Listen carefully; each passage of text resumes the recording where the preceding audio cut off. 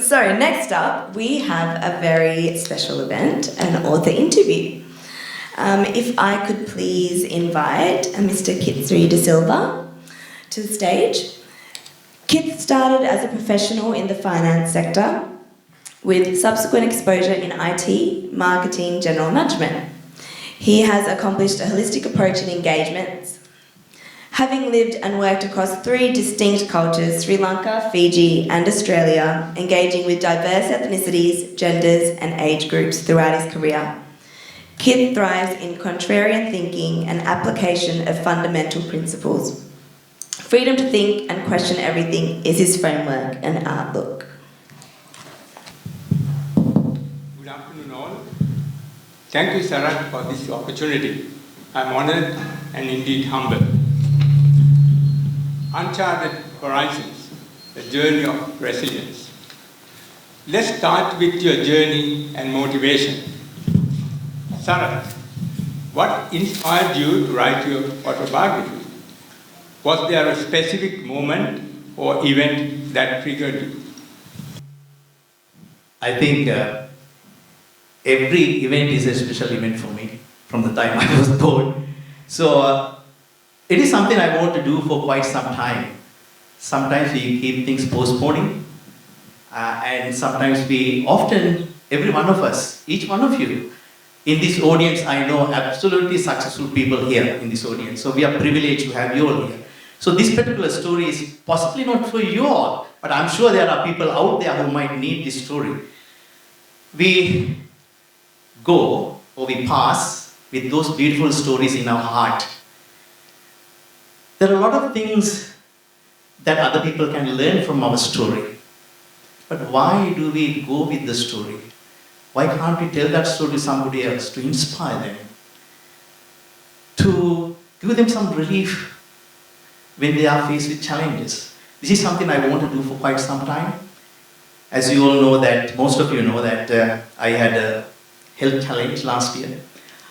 I never thought that I will come back, but I did. Thank you for the medical professions and the treatments and my family, my daughter, my wife, my children, I have 2 daughters, son and children, all of them for taking care of me. And of course the health professions and medicine, whatever it is. Somehow or the other I was able to pull through. That was the triggering point. I thought, this is the time. This is the time I must tell my story. Not to impress anyone, but to impress upon you the value of sharing your life story. That is the reason. Thank you. Your book highlights so many challenges. How did you manage to overcome them? What are the ways and means? Kramasahavedi. And what kept you motivated? Did I have challenges? Of course I did. There are many challenges in life. I think if we live our life with philosophy, some philosophy that suits you, and if you can reflect on those values and the philosophies, whatever that you believe in, that helped me a lot. One thing I have, this particular value that I have, from a childhood that I developed this value is that every challenge is an opportunity. I know that every setback is a setup for a comeback. For a comeback, a better comeback. And as Dr. Kumar Singh said just before, every time I had a challenge, I came back even more bigger and more strength. So I can see that every opportunity, every challenge is given to me as an opportunity to learn, to become a better person. And I used that opportunity to learn. And I became, I think, better person than I was before. So that philosophy, that belief system, helped me to overcome the challenges. Thank you. And one more thing. I also consider that the life is a laboratory that you can investigate. So I did a lot of experiments. Some didn't work well. Some did work very well and got the desired results. And also I was a learner from quite some time. Students can make mistakes. And it is very comfortable to be the students that people forgive you for making mistakes. If you become a professional, there's no excuse. So I remain to be a student for the rest of my life. And that is the good excuse as well for me, so I can make mistakes. I can be humble, I can ask questions. This is what I choose to do, and I will continue to do so. The word resilience comes up over and over again. And your story, your life, epitomize that. And as a Sri Lankan, it is pretty much a trait, I guess. So given all of that background, is there any particular pivotal moment that you can recall that actually catapulted you to a higher position? I don't know whether I can say there was a particular moment or particular event that had event that transformed me into someone different. I think it is a one step led to another. Every single step I took led me to another step better. So there is no one single step, one single event that I can recall that make a massive difference to become who I am. It is a multiple steps that led me to be who I am today. And of course, there are a lot of people who helped me along the way. So all those people, I knew that there is a place that I could go to, safe place. My wife, she was always there. There were instances when I cried, she consoled me. I was vulnerable as any other human being. This happened last year when we had challenges with the education institutions. And also I think, I also don't give up easily, but I think I learn now when there's a time to give up too. There is a time to give up, then you must let go. The belief I had before, don't give up, keep fighting, I don't accept anymore. But remember, there is a time to let go. And that is the time I think I managed to let go last time. Yeah, thank you. That's wonderful. So let's explore your highlights in your professional journey. You have had such a diverse career. Doctor, lawyer, business owner, and educator. Which role was the most fulfilling? If it is the case, why? Yeah, it's like asking, you got 3 children, which one you like the most? How could I answer in front of them? I can't anyway. So there are doctors, there are lawyers, there are so many education teachers here in this audience, with respect. So every child, we love them, we dearly love them. Sometimes we think, hey, this one is better than the other. But sometimes we think, that is terrible. But she is better than them. It is keep on changing. It is no sort of stagnant answer to give you on that. In relation to professions, profession is a label. I don't want to recognize myself for the rest of my life, either doctor or lawyer or teacher or whatever it might be. I'd rather be disengaged from the profession, but ponder on my value, become a value-driven person rather than career-driven and career-identified person. And that is again as a student, right? Then I can make mistakes. I don't have the label to be identified myself as. I don't want to. So I'm a very free man. I was a lawyer when I was practicing, medical doctor when I was practicing, and also now human being. So human being practicing medicine, but I rather like to be a human being rather than a medical doctor become otherwise. So I think that way I'm quite free to make my choices. I don't have to be restricted by the establishments saying, don't do this, you can't do that. I'm a free man. I learned something and I engage with that experience and I share that, and I like to think I'm a better human being than I was with all that experience. I think we all know that Sarath is a rebel. I'm sure his family will vouch that. But given the various roles you had in your life, professional life so far, could you pick one of the most challenging ones? Let me broadly define challenging, where your resources were really pushed to the limit, where you had to dig deep to come up with a solution, come up rebounding. Can you think of, out of all those, that resonate as the most important one? That's a hard one to say.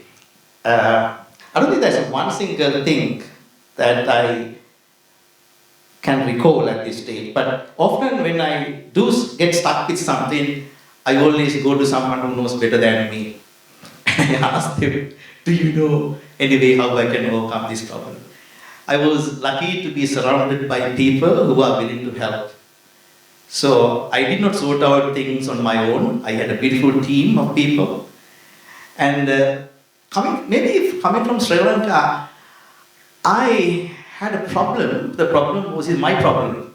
Challenge was me, myself. One of my values was actually, I thought that I know everything, I can do everything, I don't trust other people. I don't want to let my teams to do things, but instead I think, no, this is my job, I should do it. I should grab as much as I could. But in the process, I learned myself, but I did not probably build enough confidence with my team. Had I given the opportunities for them to learn and do, perhaps these challenges that I had could have easily overcome. I'm not sure whether I answer your question though. I think pretty much, I think the audience could see themselves, that it is Sarath is trying to contain the excitement and the natural person you are. But having given that the correct situation, could you pick up out of many moments that you would probably, the most important thing or the proudest moment you will want to recall while you are sitting in a nursing home one day? Alright, if I do in a nursing home one day, hopefully I will live that long to be able to go to a nursing home in the first place. And if I do, I think I had a really beautiful life already. If you ask me one thing, that is the education that I was engaged in, running educational institutions and imparting the knowledge, creating opportunities for thousands of people, giving employment for 30-odd people time to time, being able to sponsor a number of people time to time, to give them comfort in their life. I think that's a great pride, and I am very humble, and I feel grateful for getting those opportunities. I'm very proud of that. Thank you, Sarath. I think for many people who had even a slightest engagement with Sarath or a much deeper engagement with Sarath, he has proven, I think, beyond doubt that he has a big heart. So naturally, what you are saying, I think we can all accept and it resonates with all of us. So let's go to some of your personal reflections. I'm sure the audience is eagerly waiting to see what you can come up with. So was there ever a time when you felt like giving up? You said you are changing now, but okay, that is with the age, I suppose, but during the time we are on the go all the time, was there any particular moment you can recall saying, hey, I had enough? You mean, did I have any challenge or? No, where you felt that you either want to pull back or take a U-turn and then get on with something else. Yeah, I think the good example was that the last year, before my heart attack, I thought I had enough. That was with the college that I was running. There was multiple challenges one after the other. There was no way, once I resolve a problem, then there is another thing comes. Once I resolve it, there is another one comes. Then challenges with the staffing, so one after the other. In fact, I went and met Ajahn Brahm as well, whom I go often ask questions and see whether there's a resolution. And he said, well, maybe time to go, time to let go. This is exactly what I did. As I said before, previously, when there is a challenge, I kept on doing that and I was able to overcome. But last time when I had this challenge, there was no way. Every time, everywhere I looked, there's a very strong brick wall. I felt I can't break it anymore.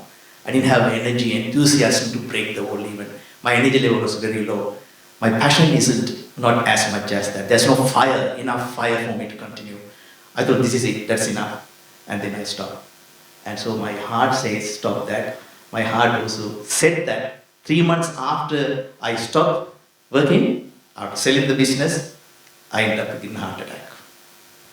So it doesn't mean that for you guys not to have a holiday, you won't get heart attack. But I think there's a body responsive mechanisms, because I have been running with adrenaline all this time, and now adrenaline is stopped. So vasoconstrictions has happened instead of vasodilatation. So I don't get enough blood into my heart muscles. Probably that may be the explanation. I end up with getting a heart attack.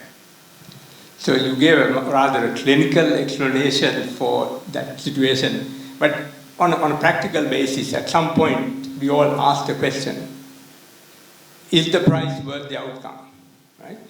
Is the price worth the outcome?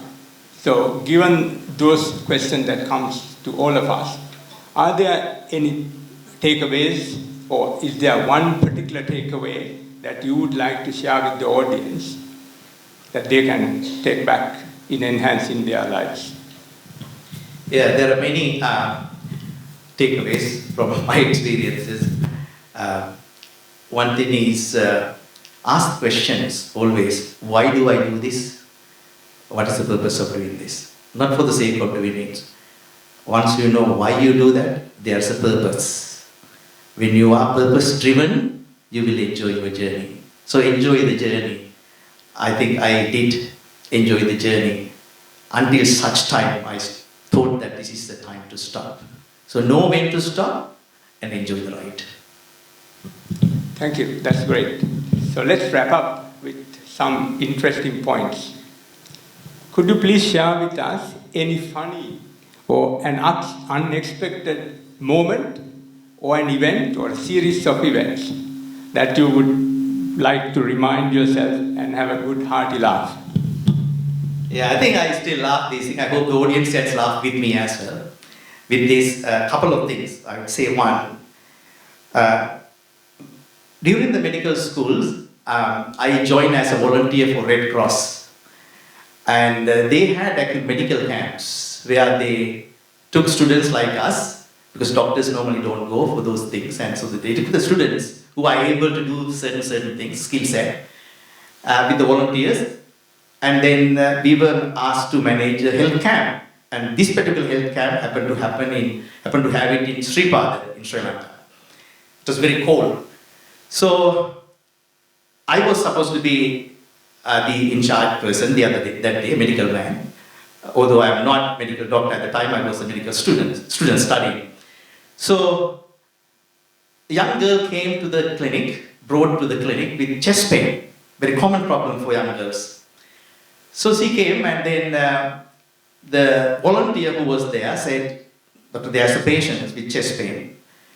So I went and saw her with the stethoscope. It's a very pride moments, we like to show off things. So we went there, and then she looked at me. Instead of me observing her as a patient, she was observing me. And she was asking me, "Are you the doctor?" I said, "Yes, why?" "I think you must take some vitamin first." Now, you can say that I was very, very thin man back then, very, very thin. So she thought the vitamin will fix me. So she prescribed me before I prescribed her something. So that is hilarious, I thought. And one more thing was, again, in relation to the medicine, when I was working one day, a child, 4-year-old kid was brought by the mother with some laceration wound. And I had to suture it. So she was crying, the big child was crying, but 4-year-old, he was crying restlessly. So I just gave some injections to give some local anesthetics, and then started suturing. But still he was crying, very restless. And suddenly from nowhere, with no sense, he started chanting something. His chanting sounded like a chant. He kept on saying, in Sinhalese, I say first, "Puke Mahatya, Puke Mahatya, Puke Mahatya, Puke Mahatya." He kept on saying that to me. He was reciting himself. I said, "What the hell is he saying? It has no meaning." Puke Mahatya means master of anal. That is what it means in English. So, but he kept on saying until such time I stopped suturing. And I stopped suturing, he stopped the chanting. That is how it happened. So that, while I was doing that, I couldn't stop laughing, but I pretended that I didn't want to laugh. My wife was giggling. She was waiting on the side, she was laughing. She could not stop laughing. So that was the second time that that I can recall. Now we have heard through the panel and then from yourself that how you don't give up, the sheer passion, the enormous heart, you want to keep going. And then you contradicted, saying at some point you felt it is enough. We all go through that, and then you bounce back. So now, having done something that you didn't plan long time ahead, that is the book. So is it?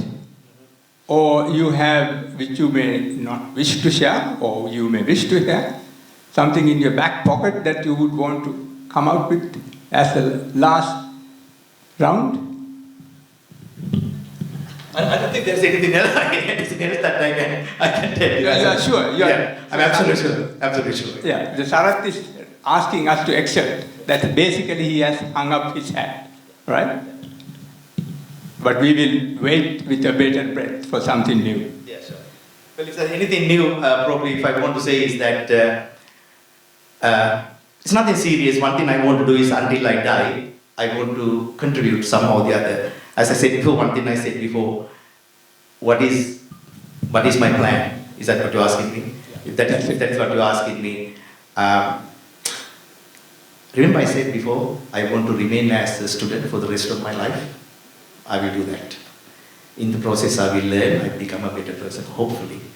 And I will come and ask you if I don't know something. I got beautiful people, professionals, who know much better than me. And I'm blessed to be surrounded by them, and I will continue to do so. That is something I did as a young child. I was surrounded by books, as Dale Carnegie books. It's one of them. There are so many books, as Dr. Prasad said. I gave it to him with absolute passion. He said he didn't have time to read the book, but there's a beautiful book, Eckhart Tolle's Power of Now, spiritual book.